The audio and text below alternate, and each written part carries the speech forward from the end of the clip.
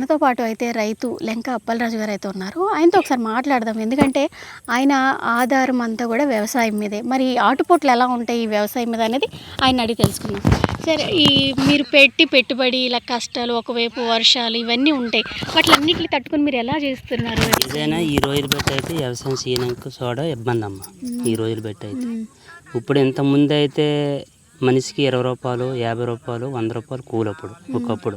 ఇప్పుడైతే మనిషి వస్తే ఆడ మనిషి వస్తే 500 కూలి, మగోడు వస్తే 700 కూలి ఫుడ్ పెట్టుకొని. ఈ రోజుల్లోనైతే రైతుకి అయితే వ్యవసాయం అయితే ఇటు కెట్టలేదు. మరి చెయ్యాలి తప్పదని.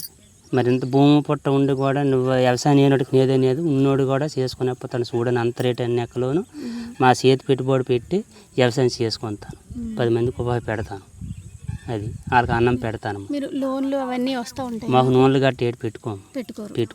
ఎందుకు సార్? ఎందుకు మరి ఏడు పెట్టుకోమంటే వ్యవసాయం కిట్టవంది వల్ల వాళ్ళు ఏదైనా ఇప్పుడు కట్టకపోతే తర్వాత వాళ్ళు వడ్డీలు వేసి ఇస్తే మళ్ళీ తలనొప్పి అనేసి ఈ నూనెలు అయితే వాడడం. అసలు నూనెల జోలికి వెళ్ళరు. నూనెల జోలికి మేము వెళ్ళాలి. అసలు సబ్సిడీ వచ్చినా ఏమి వచ్చినా మాకు ఇది లేదు. సబ్సిడీ కానీ ఏది కానీ మా నూనెకి అసలు వెళ్ళం అంతే. మీ నాన్నగారి దగ్గర నుంచి కూడా మా నాన్నగారి కాడి నుంచి మా తాతల కాడి నుంచి కూడా వ్యవసాయం. అది పిల్లలు ఉన్నారు. ఇద్దరు పిల్లలు ఉన్నారు. చదివిస్తాము. డిగ్రీ ఒకరు అయ్యారు, ఇంటర్ ఒకరు అయ్యారు. మా చదువు శాంతనేక డబ్బులు లేక వాళ్ళు కూడా మా తాయికి కొద్దిగా చదివించుకొని ఇప్పుడు కూడా ఖాళీగా ఉన్నారు. మరి మీకు రారా సాయం చేయడానికి ఏమి ఆడపిల్ల కొద్దిగా రానారు, మగపిల్ల చిన్నోడు కంపెనీకి వెళ్ళిపోతాను. మామూలుగా వాళ్ళకు 8,000 9,000 వస్తానమాట. రోజు వెళ్తే 8 గంటలకు వెళ్ళిపోయి పొద్దుయ్యా 6 గంటలకు వస్తాడు. అదినా కూలి పనికే కంపెనీకి మామూలుగా. అది లెక్క. అంటే తల్లి నలుగురు కష్టపడతారు. ఒక పాప ఒకతే చిన్నది కాబట్టి, ఆడపిల్ల కాబట్టి. డిగ్రీ అయ్యింది, ఇంటికాడ ఉంది. డిగ్రీ చదివింది పాప.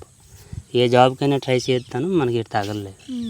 అది మరి ప్రైవేట్ జాబ్ ఏమీ చేయనివ్వలేదా పాప? ప్రైవేట్ రమ్మంటారు కానీ కంపెనీకి మేము పంపించలేదు. ఆడపిల్ల కూడా ఇబ్బంది పడుతుంది అనేసి పంపించాను. అంటే ఇప్పుడు ఇలాగా ఈ గుమ్మడి కావచ్చు, ఇలాగ చిక్కుడు కావచ్చు, ఇవన్నీ వేస్తున్నారు కదా, ఎంత పెట్టుబడి పెడతారు? పెట్టుబడి అంటే ఎకరానికి ఎలా చూద్దామన్నా ఈ రోజులు పెట్టి 15,000 20,000 పెట్టుబడి అయిపోతుంది. మందులు ఈ కలుపు తీయడానికి విత్తనాలకు కూడా రేటు ఎక్కువే. ఎన్నాలంటే ఒక 100 రూపాయలు 200 రూపాయలు ఉండేది పావు కేజీ. ఇప్పుడు 1200 1500 ఇప్పుడు. అది ఇప్పుడు ఆ గుమ్మడి ప్యాకెట్ 750 రూపాయలు, 650 700 రూపాయలు ప్యాకెట్. అవి 2 సార్వాలకు వస్తాయి. ఈ మూల ఉన్నది అనుకో, ఇది 3 ప్యాకెట్లు పెట్టాను. అలాంటిది నేను 15 ప్యాకెట్లు పెట్టాను. ఎకరంన్నరకి 15 ప్యాకెట్ 700. అలా నెక్కేయండి ఎంత అయింది. ఇప్పుడు ఆడదానికి కూలే 200 పూటకి, అంతే. రోజుకి 500 వాళ్ళకి అన్నం పెట్టుకొని పెడతాం. 500 సాయంకాలం 200. అది లెక్క. మాకైతే భూమి ఉన్నది అనుకోవడం తప్ప కానీ లాభాలు అయితే మాకు ఉండవు. అది ఒక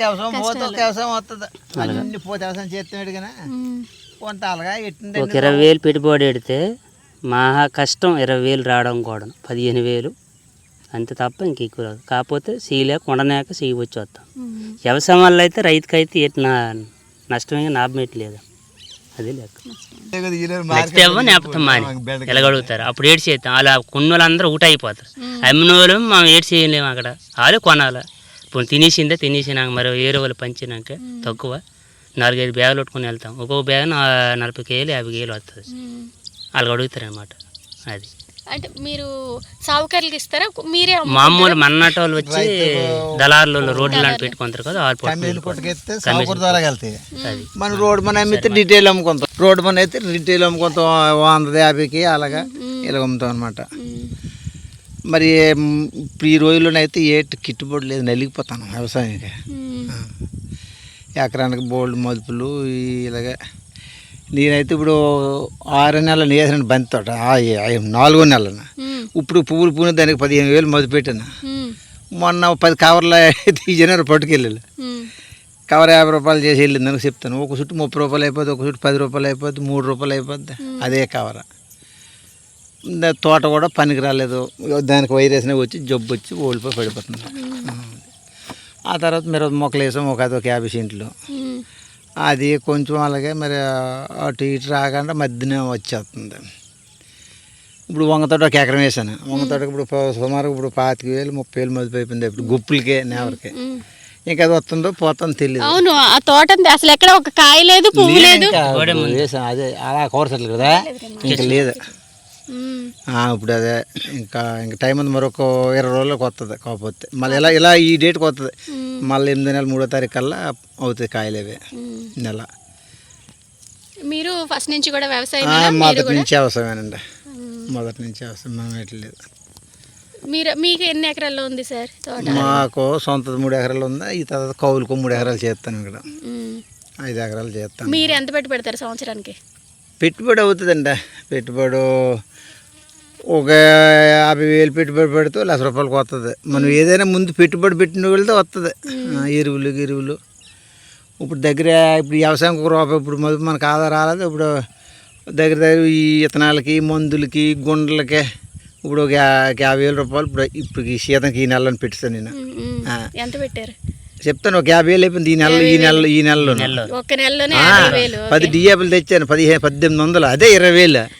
గుప్పుకి నేవరకి 20-30,000 అయింది. ఇంక ఇవి మందులు ₹50,000 దగ్గర పెట్టుబడి పెట్టాను నేనైతే. నాకు వస్తే 2-3 అసలు రావాలి, లేకపోతే నాసు వస్తుంది. అంటే మీరు ఏమన్నా అంటే ఎవరి దగ్గర తీసుకోవడం లేదంటే లోన్ తీసుకోవడం? లోన్ గట్రా తీసుకోగానే లోను కొడతాం. ఆ తర్వాత జొన్నలు ఏమో ₹3,00,000 వచ్చి ఇప్పుడు ఆ సొమ్ము అంతా దీనికి మొదలు పెడతాను. మన ఇంట్లో తినుకొని ఆ డబ్బులు బ్యాంకులో వేసుకొని తీసుకొని దీనికి మొదలు పెడతాను. ఇది వస్తే కంది ఇది అమ్మిన తర్వాత మళ్ళీ జొన్నసరి మొదలు పెడతాము. అలా రొటేషన్ వెళ్తుంటుంది అనమాట. అంతే.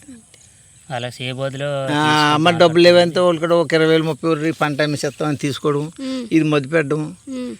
మళ్ళీ ఆ రకంగా మనం బయట కూలికి వెళ్ళకంట మన గుడ్లోని చేస్తాను. అంతే నేవరిని పోషిస్తాను కొంతమందిని. అంతే. ఒకరి గుడ్డు మీద ఎంతమంది ఉంటారు మొత్తం పని చేసిన వాళ్ళు ఇక్కడ మొత్తం కూలీలు?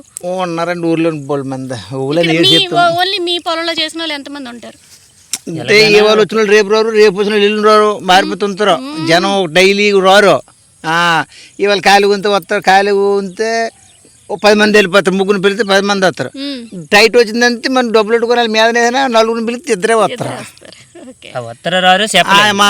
వాళ్ళు వస్తారండి భోజనాలు వండేసుకుంటాం. రాకపోతే ఆవులకి వేసుకోవడమే. అంటే భోజనాలు అవి ఇక్కడికే తెచ్చి పెడతారా? రేపు పొరిసిన కోతలప్పుడు మోతలప్పుడు గుప్పులు సీజన్ గట్టి పని ఉంటే భోజనాలు పెడతాం.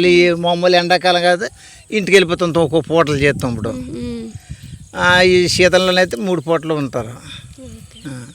చూసారు కదా రైతన్న కష్టాలు.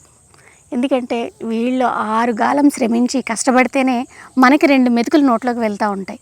మనం వీళ్ళు పడ్డ కష్టము తెలియక ఫుడ్ని వేస్ట్ చేస్తూ ప్రతిదాన్ని కూడా చులకనగా చూస్తూ చాలా ఫాస్ట్ ఫుడ్లకి అలవాటు పడిపోతూ మన న్యాచురల్గా పండించిన పంటను పక్కన పెడుతూ వీళ్ళ కష్టాన్ని ఎవరు గుర్తించక, అంటే మనం ఒక రైస్ కావచ్చు, కూరగాయలు కావచ్చు మనం తింటున్నాము అని అంటే దాని వెనక ఈ రైతన్నల కష్టమే ఉంటుంది. వీళ్ళు ఎంత కష్టపడి మట్టిలో కావచ్చు, ఎండనక వాననక కష్టపడుతూ డబ్బులు అంటే పెట్టిన పెట్టుబడి వీళ్ళు ఆశించకుండా కష్టపడుతున్నారు. ఎందుకంటే ఒకసారి వస్తుంది, ఒకసారి రాదు. అటువంటి అప్పుడు డేలా పడిపోకుండా మనకి ఇంతే ప్రాప్తి ఉంది చాలు, మనం పెట్టుబడి రాలేదు, దేవుడికి అనుకరించలేదు మనకి అనే ఆలోచనతోనే ముందుకు సాగుతూ ఫస్ట్ నుంచి కూడా వీళ్ళకి వ్యవసాయమే ఆధారం కాబట్టి మేము వ్యవసాయం మీదే బ్రతుకుతున్నామండి. లాభాన్ని ఆశించి అయితే మేము చేయడం లేదు. అంటే ఇంకా లోన్లు అవి తీసుకుంటున్నారా అని అంటే లోన్ల జోలికి కూడా వెళ్ళటం లేదని చాలా చక్కగా చెప్పారు. ఎందుకంటే ఇది కూడా మంచి ఒక సందేశం అని చెప్పొచ్చు.